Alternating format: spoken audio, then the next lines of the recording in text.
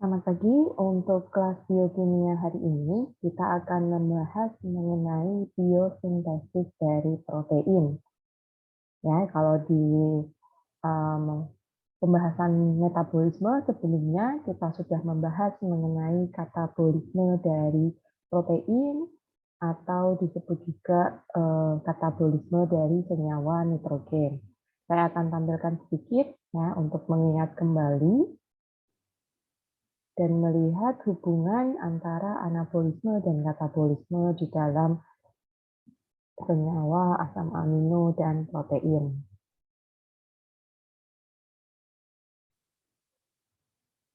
Oke, saya akan share screen di sini. Ya, jadi metabolisme merupakan suatu proses di mana terjadi dua mekanisme, yaitu adalah anabolisme atau pembentukan atau sintesis dan katabolisme atau pemecahan. Ya, seperti yang kita ketahui, asam amino dan protein merupakan salah satu biomolekul yang penting di dalam tubuh manusia. Nah, di sini ya, kita lihat bahwa terjadi proses metabolisme terkait dengan asam amino, ya, di mana di sini yang menjadi titik pusatnya ini adalah amino acid pool, ya, atau kumpulan dari asam amino, di mana nanti asam amino ini akan dipecah menjadi komponen yang sederhana ya, melalui siklus asam sitrat dan juga siklus urea.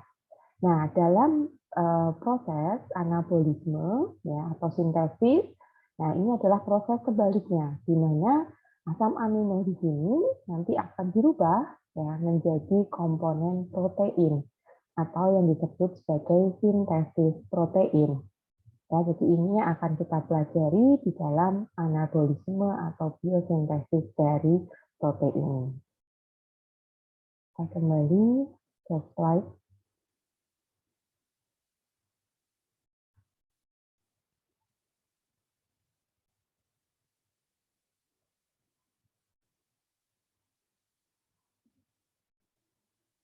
Oke, proses biosintesis protein ini tentu saja tidak dapat dipisahkan dengan biomolekul yang disebut dengan asam amino dan juga asam nukleat. Ya, di mana proses biosintesis protein ini merupakan proses biologi yang inti. Ya, jadi sering dikatakan sebagai proses yang disebut central dogma. Ini merupakan dasar dari pengembangan biologi molekuler ya yang kita ketahui saat ini sudah semakin berkembang ilmu-ilmu mengenai genetika di dalam tubuh. Nah, untuk mengetahui ya adanya entah itu kerusakan, penyakit degeneratif dan sebagainya, nah itu semua dimulai dari proses biologi inti yaitu adalah biosintesis protein. Di mana ya, di dalam proses keseharian metabolisme terjadi hilangnya protein seluler. Ya, seperti yang tadi sudah ada di dalam grafik yang disampaikan minggu sebelumnya, itu adalah terkait dengan protein turnover. Jadi body protein ya, atau protein dalam tubuh itu mengalami degradasi. Ya, tentu saja ketika degradasi atau dia menjadi rusak, dia membutuhkan sel-sel baru. Ya, nah inilah fungsi dari biosintesis protein untuk produksi protein baru. Di mana ya, protein yang dibentuk ini berasal dari DNA ya, atau deoxyribonucleic acid sebagai materi genetik ya atau sebagai template-nya. Kemudian nanti akan dirubah ya menjadi komponen protein, tentu saja dengan penyusunan asam amino yang membentuk rantai peptida yang panjang dan akhirnya membentuk komponen atau struktur dari protein. Nah, untuk biosintesis protein sendiri terbagi menjadi dua tahapan utama, yaitu adalah proses transkripsi, di mana DNA ini sebagai template materi genetik akan dirubah menjadi RNA. ribonucleic acid. Ya, nah ini RNA-nya yang mana? Ini yang M. Ya, mRNA. Ya, jadi proses transkripsi itu adalah proses di mana DNA sebagai materi genetik akan dirubah menjadi mRNA. Kemudian di tahapan yang kedua itu adalah proses translasi. Proses perubahan dari mRNA menjadi asam amino.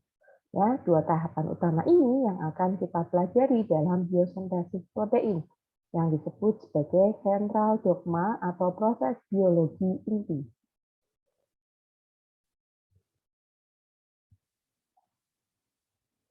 Untuk protein sintesis sendiri, ya dari kata sintesis yang artinya adalah proses dalam pembentukan, ya atau pembuatan. Ya, seperti yang kita ketahui bahwa DNA itu adalah materi genetik dengan merupakan singkatan dari deoksiribonucleic acid. Ya, jadi DNA ini sebagai materi genetik yang akan memberi instruksi kepada sel untuk melakukan penyusunan asam amino, ya, pembentukan ikatan sehingga nantinya bisa menjadi protein. Nah, sedangkan RNA atau ribonucleic acid, ya tadi dia sebagai senyawa intermediate, jadi senyawa di tengah-tengah, ya dari DNA untuk bisa menjadi asam amino dan protein, dia perlu dirubah menjadi mRNA, ya disebut mRNA. Ya, dia merupakan molekul intermediate yang akan mengkonvert blueprint ya, atau materi genetik yang tadi disebut dengan DNA menjadi komponen asam amino, ya, rantai asam amino atau sekuen asam amino yang nantinya akan membentuk protein. Kemudian, nah, asam amino sendiri merupakan building block ya, dari protein atau bahan baku utama dalam pembentukan protein. Ya, kalau kita lihat ya, di sini di sebelah kanan kita akan membedakan antara DNA dengan RNA.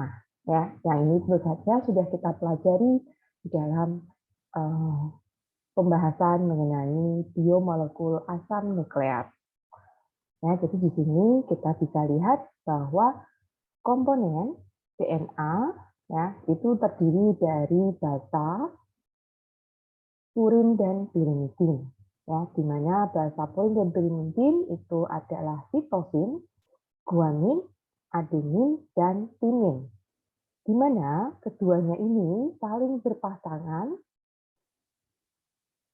ya, A dengan T, G dengan C, ya, A dengan T, G dengan C, ya, atau adenin dengan timin, guanin dengan sitosin.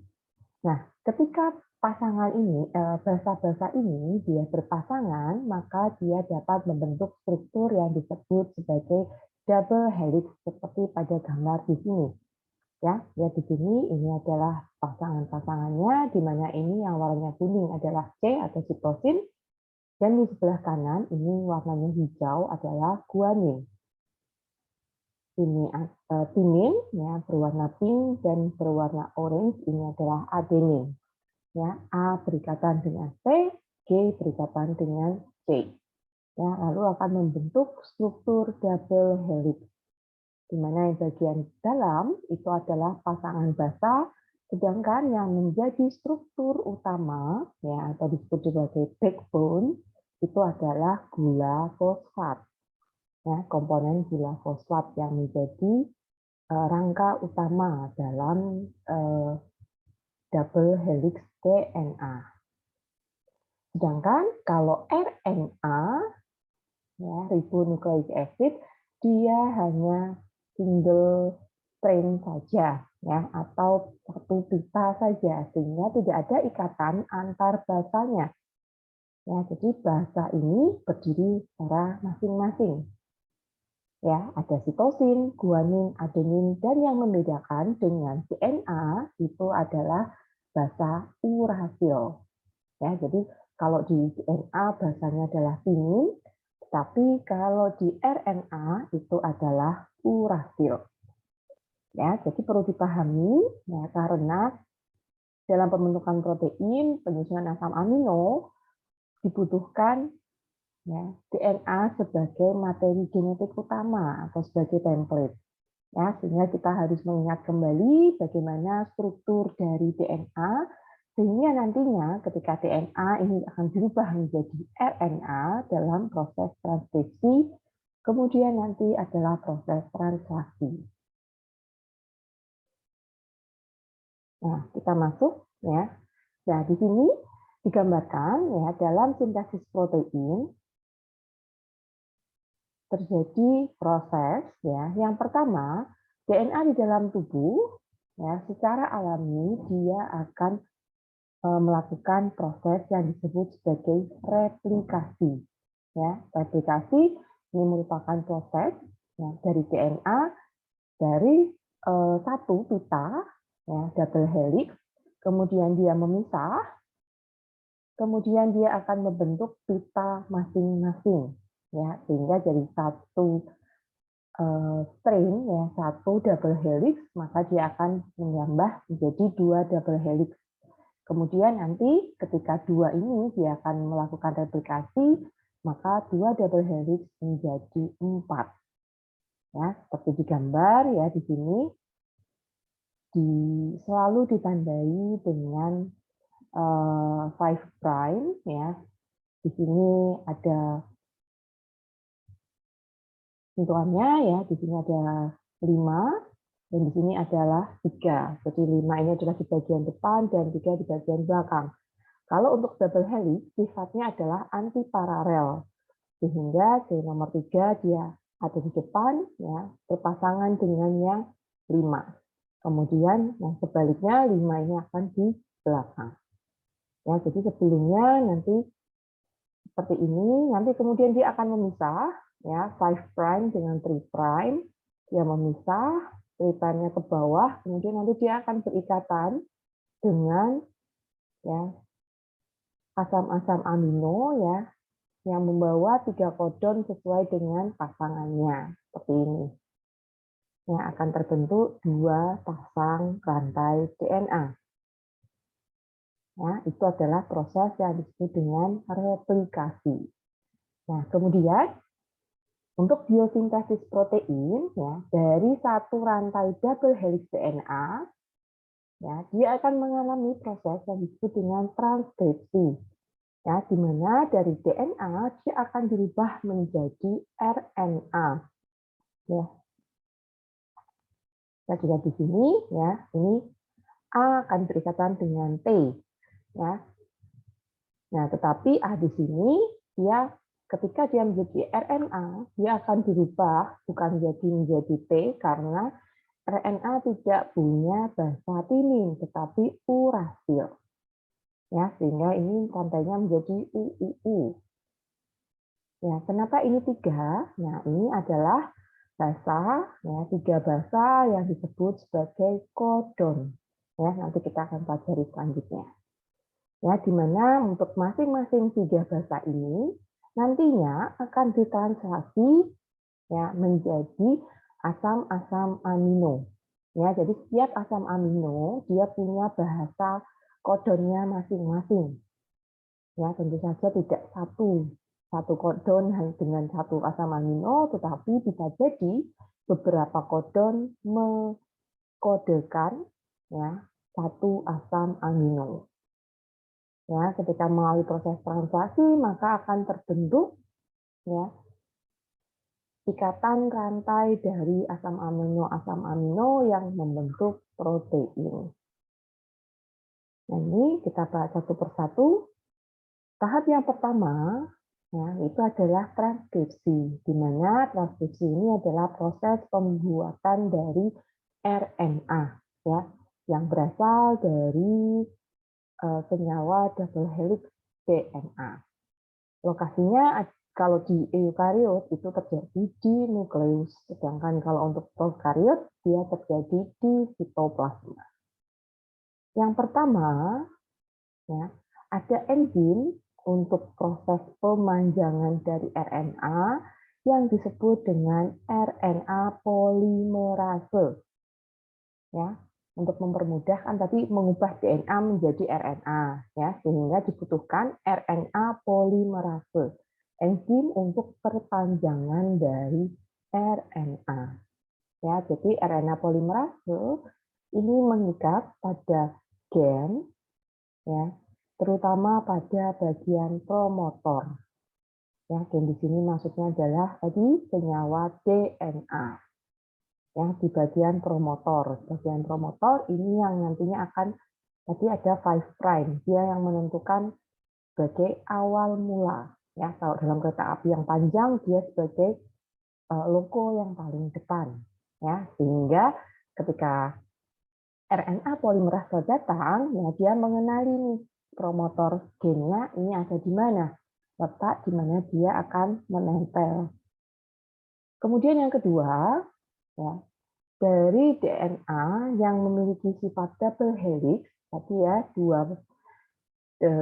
dua pasang begitu, dua pita, di mana masing-masing terjadi ikatan basa. Nah, ikatan basa ini akan terlepas.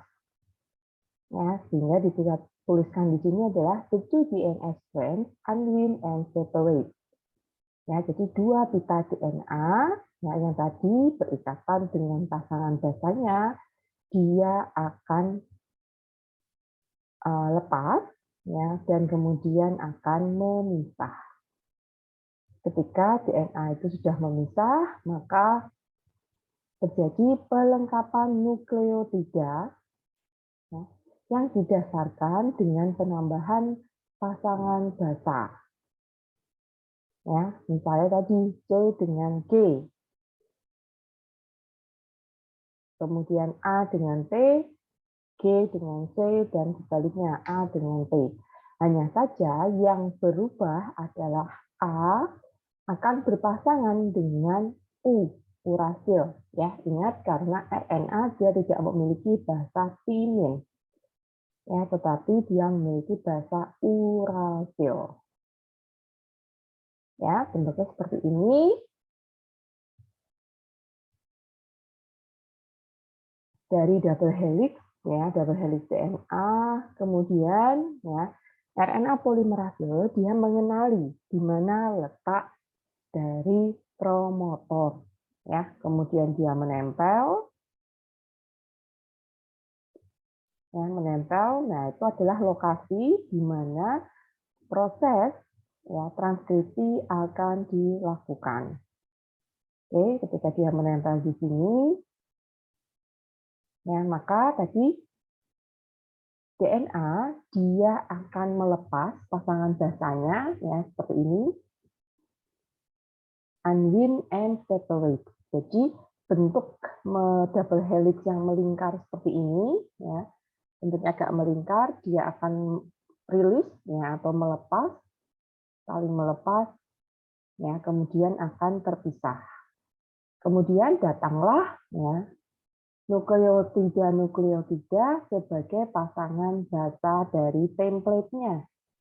Ya, misalnya di sini A dengan T,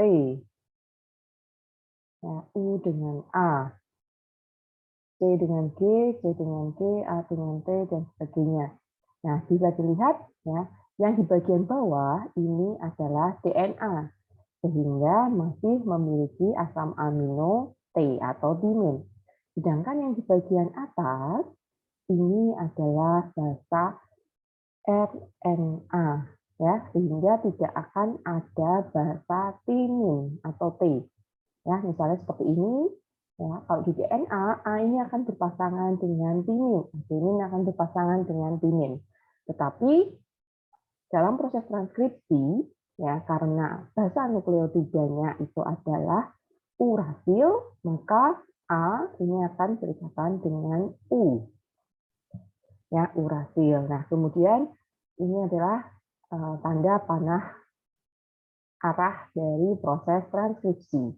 Ya, jadi dimulai dari sini, kemudian nanti akan bergeser ke sebelahnya sesuai dengan arah transkripsi.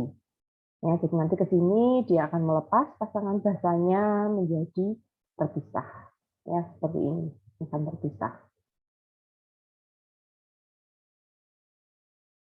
Kemudian untuk tahapan yang kedua, ini adalah proses translasi, di mana proses translasi ini dikatakan sebagai pembentukan atau penyusunan dari protein.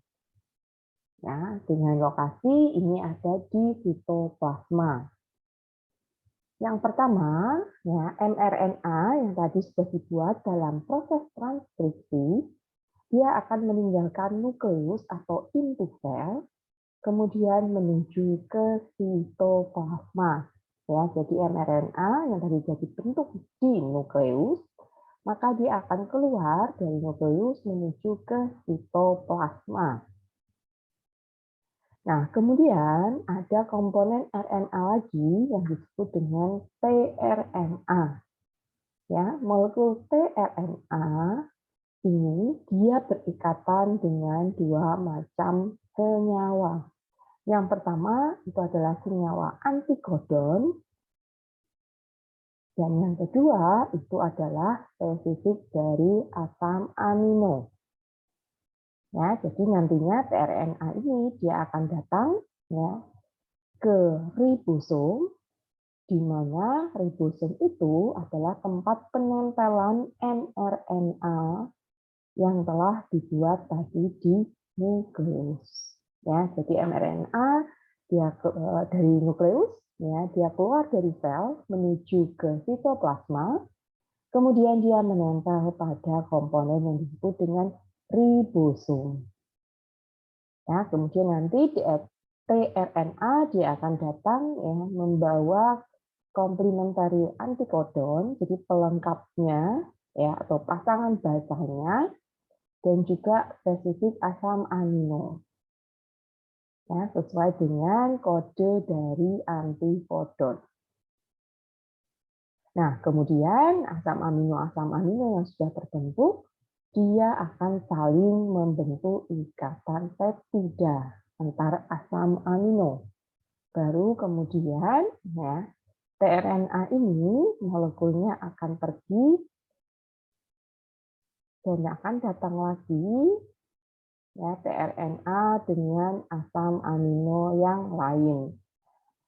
Ya, jadi masing-masing tRNA dia akan membawa antikodon sesuai dengan asam amino yang dibawanya.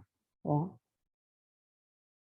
Demikian terusnya, jadi dia datang, tRNA datang, ya sesuai dengan antikodonnya, kemudian melepas asam amino yang dilepaskan di sitoplasma berikatan membentuk ikatan peptida dengan asam amino lainnya yang baru saja dibentuk. Kemudian asam amino ya karena tadi dia saling membentuk ikatan peptida ya itu akan menyambung terus membentuk rantai panjang asam amino sampai dengan ya nanti bertemu dengan stop codon. Ya, di mana kemudian nanti rantai panjang asam amino tersebut akan berkonformasi membentuk struktur protein, entah itu primer, sekunder, tersier, ataupun kuaterner yang berguna untuk menggantikan protein tubuh yang hilang, ya, atau mengganti sel-sel yang sudah mati. Nah, kalau digambarkan proses transkripsi seperti ini ya. Jadi kodon ini merupakan sekuen tiga DNA atau RNA yang mengkodekan asam amino spesifik. Ya, seperti yang tadi saya sampaikan dari rantai mRNA yang tadi sudah dibentuk dari proses transkripsi di nukleus, maka dia akan keluar ya dari inti sel menuju ke sitoplasma. Ya, kemudian dia menempel pada ribosom. Nah, kemudian ya dari rantai panjang mRNA ini, dia masing-masing memiliki basa. Untuk setiap 3 basa, ya, nanti dia akan mengkodekan asam amino spesifik. Ya, bisa dilihat ini mRNA, kemudian ini adalah antikodon. Ya, jadi kodonnya itu adalah yang di rantai mRNA, antikodon adalah yang dibawa oleh tRNA. Ya, jadi tRNA ini datang, dia memiliki konformasi bentuk seperti ini, ya. Di bagian ujung bawah dia membawa antikodon, dan di bagian atas ini adalah asam amino sesuai yang dikodekan dari antikodon ini. Ya, jadi di sini misalnya sudah bertemu dengan primer, tempat dia menempel, kemudian nanti tRNA yang sesuai akan menempel atau berikatan dengan mRNA sebagai template.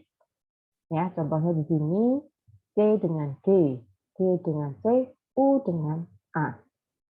Ya, kemudian di sini dia membawa asam amino berwarna biru. Selanjutnya ya di sini A dengan U, C dengan G, C dengan C. Ya, dia juga membawa asam amino. Kemudian nanti setelah asam amino ini dia lepas, ya, maka dia akan saling berikatan membentuk ikatan peptida. Nah, jadi kalau AUG, ya, kodon AUG ini adalah start kodon, ya, di mana menandakan ya proses transkripsi ini mulai berjalan. Kemudian ada start, ada mulai, berarti ada berhentinya. Nah, untuk stop codon ini cukup banyak ragamnya, yaitu ada 3. UAG, UAA, UGA. Nah, nanti kita lihat di sini UGA. Nah, nanti setelah ini dia akan stop, ya. Tidak akan ada asam amino lain yang berbentuk. Ya, nanti masing-masingnya ada bisa lihat di dalam gambar di sini. Ya, ini adalah kodon, di mana kodon ini terdiri dari 3 bahasa, ya, dinyatakan dalam huruf pertama, huruf kedua, dan huruf ketiga. Tapi dia masih ingat start kodonnya, ya, bahasanya atau kodonnya apa? Ya, kita lihat contekannya di sini adalah AUG. Ya, kita kembali lagi AUG. Ya, berarti huruf pertama adalah A, huruf kedua U, AU, dan huruf ketiga adalah G. Ya, AUG ini mengkodekan asam amino MET, ya, methionine. Kemudian asam amino CUU, ya, di sini C. Kemudian U untuk huruf kedua, huruf ketiga adalah U. Ketemu di sini adalah CUU. Ini untuk asam amino leusin. Ya, mudah kan untuk penentuan dari kodon dan antikodon, ya, mengikuti aturan 3 bahasa di sini. Ya, sudah disampaikan. Nanti akan lebih mempermudah asam amino apa saja yang dihasilkan dari mRNA tersebut. Nah, kalau yang ini adalah rangkuman secara garis besar proses biosintesis dari protein. Ya, yang pertama, kita mulai dari sini, ya, ini adalah penggambaran dari mikroorganisme, ya, ini adalah selnya, di mana di dalam sel dia memiliki pusat informasi, yaitu adalah nukleus. Ya, nukleus atau inti sel, kemudian di bagian luar ada organ-organ, ya, terutama ada cairan yang disebut sebagai sitoplasma. Ya. Nah, seperti yang tadi disampaikan, DNA ini merupakan materi genetik. Ya, karena materi genetik, ya, dia adanya di inti sel atau nukleus. Ya, dia ada inti sel atau nukleus, ya, digambarkan di sini. Ini ada garis 2 di sini. Ya, ini adalah nukleus, ya, di proses DNA. ya, kemudian mengalami rileks, ya, terlepas untuk pasangan basanya, atau disebut ini double helix unwind, ya. Jadi bentuk double helixnya dia akan terlepas, kemudian akan terjadi penyusunan jasa. Ya, terjadi penyusunan jasa di mana G akan berkaitan dengan C, A dengan U. Ya, demikian seterusnya sampai nanti dia ketemu stop. Ya. Nah, ketika sudah terbentuk mRNA, ya, satu rantai panjang dari mRNA, maka dia akan dibawa keluar dari inti sel, ya, atau nukleus dibawa keluar, ya. Nah, kemudian di luar inilah, ya, dalam sitoplasma, mRNA ini dia akan terikat pada ribosom. Ya, ini bentuk yang besar biru, ya. Kemudian mRNA akan menempel. Kemudian, ya, basa-basa dari mRNA ini akan berpasangan, ya, ini basa-basanya disebutnya codon. Jadi setiap tiga basa dia akan berikatan dengan tRNA, di mana tRNA ini membawa antikodon sebagai pasangan dari kodon dari mRNA. Kemudian dia juga membawa asam amino, ya, asam amino pool dari kemarin, ya, masih ingat untuk materi sebelumnya ada yang disebut dengan amino acid pool.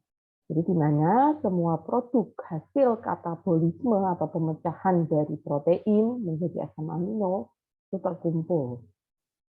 Ya, kemudian nanti ini setelah dia berikatan untuk pasangan basanya, kemudian ini akan lepas, ya, untuk asam amino. Asam amino langsung ditangkap dengan sesamanya, maka akan membentuk, ya, ikatan peptida. Nanti ikatan peptida akan berlanjut dengan proses pelipatan atau folding, ya, dari protein yang sederhana menjadi yang kompleks. Oke. Jadi untuk materi hari ini, ya, cukup terkait dengan biosintesis protein. Ya, saya ulang lagi, di mana untuk biosintesis ini adalah proses anabolisme pembentukan dari senyawa protein dimulai dari senyawa-senyawa yang dasar, yaitu adalah asam nukleat dan juga asam amino. Ya, di mana prosesnya dari asam nukleat ini, ya, DNA dirubah menjadi mRNA, kemudian proses translasi yaitu adalah proses dari mRNA menjadi asam amino atau protein. Ya, demikian, ya, penjelasan dari saya. Semoga apa yang saya sampaikan dapat dipahami, ya, karena terkait dengan proses protein ini, ya, biosintesis protein ini merupakan dasar dari proses biologi, ya, disebut dengan proses biologi inti atau central dogma. Ya, nanti bisa dibaca-baca lagi apakah ada yang kurang jelas. Ya, nanti bisa ditanyakan secara pribadi ke saya. Tentu saja sebelum UAS, ya. Jadi jangan waktu UAS baru bertanya, begitu, ya, sudah terlambat. Oke, demikian. Terima kasih atas perhatiannya. Selamat belajar.